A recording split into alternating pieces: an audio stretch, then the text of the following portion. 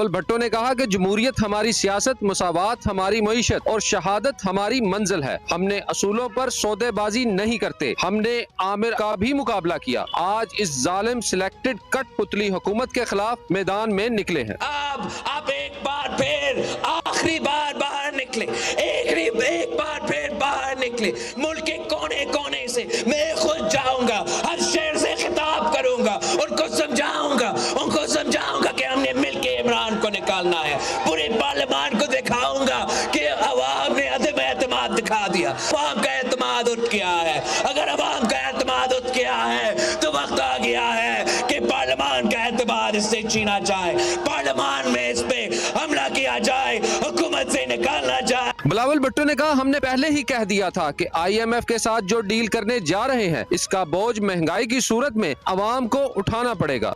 हमने पहले दिन से कहा था कि ये जो डील आप करने जा रहे हो IMF के साथ, ये मुल्क का मफाद में नहीं है, ये अवाम दुश्मन डील है, ये गरीब दुश्मन डील है। हमारा मईशत, हमारा मुआशी खुद मुख्तारी का सौदा है। आपका ना अहली का बोझ, आपका इस डील का बोझ इस मुल्क का आम आदमी उठाएगा। बिलावल भुट्टो का कहना था कि पीपल्स पार्टी ने जब भी लॉन्ग मार्च किया, वक्त के जालिम को सियासी नुकसान पहुंचाया।